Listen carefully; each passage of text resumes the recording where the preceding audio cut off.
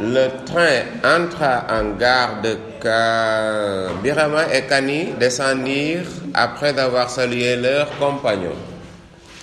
Leurs valises à la main, ils se rendirent au bord du fleuve. Le village du père Digui était situé sur l'autre rive. La berge était aussi animée que les marchés du soir de la ville. Les femmes étaient les plus nombreuses. Elles circulaient, discutaient, marchandaient et riaient aux éclats. Un peu plus loin, les laveuses étaient à leur besogne et là encore on discutait et on riait aux éclats. Les filets mouillés étaient étendus par endroits sur le sable. Les enfants nus ou courts vêtus en étendaient d'autres. Des gendarmes circulaient. Les piroguiers s'affairaient. Certains réparaient leurs vieilles pirogues et le bruit de leurs cognées se percevait de temps en temps à travers le brouhaha. D'autres appelaient les voyageurs.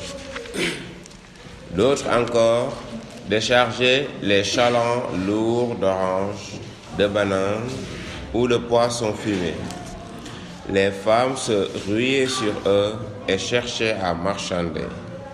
Birama s'installa avec Kani dans un chaland après avoir discuté avec les piroguiers. La traversée ne fut pas longue.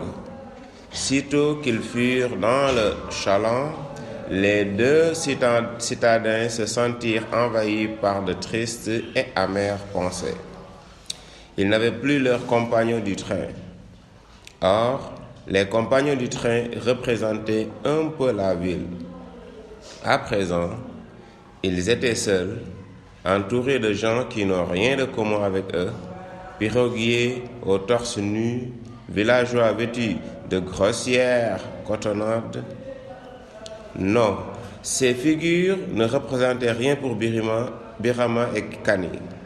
Elles leur étaient absolument étrangères. Aussi, ne s'intéressaient-ils à rien. Ils étaient indifférents à tout et tout contribuait à leur faire comprendre qu'ils étaient loin de la ville, loin de mille choses qui font le charme de la ville. Ils restèrent donc silencieux et ne portèrent aucun intérêt ni aux bruyantes conversations, ni même aux chants monotones des piroguiers. Ils débarquèrent sur la rive gauche et suivirent un petit sentier bordé de hautes herbes, contournèrent de nombreux bosquets, des termitières géantes.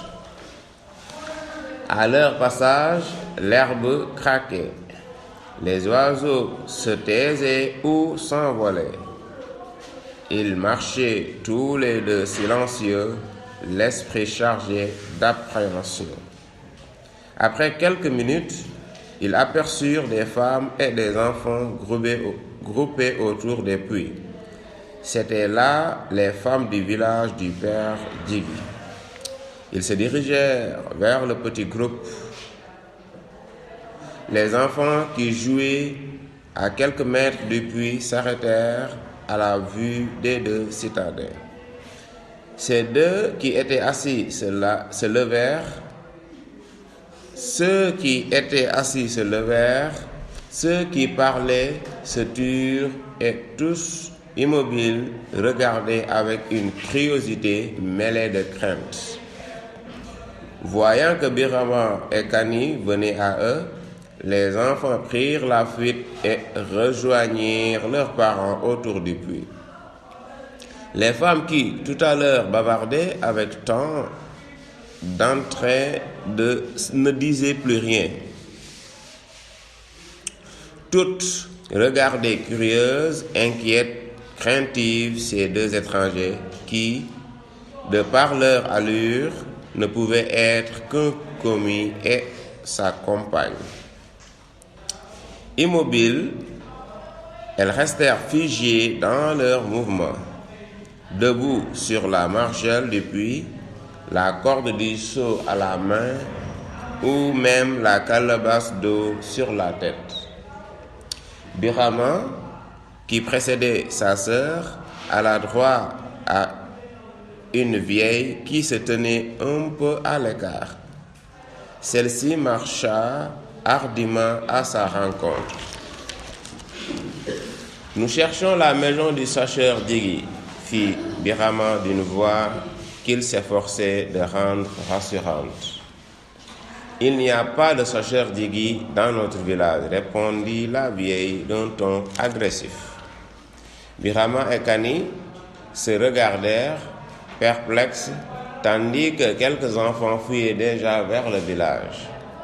« Nous sommes les enfants de Benfa, le frère de Digi, fit la douce voix de Kani. La vieille les regarda un moment, son visage s'épanouit. « Ouh, ouh » s'éclata-t-elle en se tapant les mains. « Vous êtes mes petits-enfants. J'ai vu votre père chasser les singes et grimper sur les tamariniers. » La grand-mère prit Birama par les bras, se retourna vers ses compagnons et s'écria. « Ce sont les enfants de Benfa, le frère de Djigi. Ils viennent de la ville. » D'autres femmes se précipitèrent au milieu des exclamations diverses. Chacune d'elles cherchait à dire un mot sur la gentillesse et la bonne conduite du père Benfa. Puis la vieille prit sa calebasse et demanda aux citadins de la suivre. Tout le nord de ce petit village était comme cerclé par la forêt. Il ne s'agissait pas d'un arrangement fait par la main de l'homme, mais de la forêt elle-même avec sa vie, son mystère et ses légendes. Des buissons épais couverts d'épines et de nids d'oiseaux formaient l'avant-garde. Puis venaient les grands arbres aux branches rares et au feuillage clairsemé.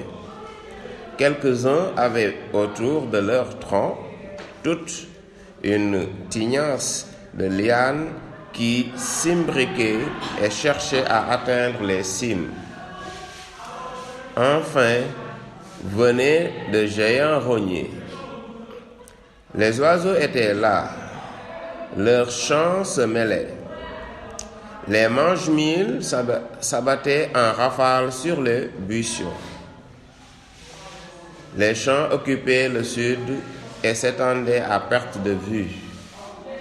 Quelques enfants, la fronde à la main, debout sur des terrasses de fortune, défendaient par leurs cris et leurs pierres, le maïs contre les perroquets, infatigables voleurs. À l'est, le soleil dorait les cimes de collines.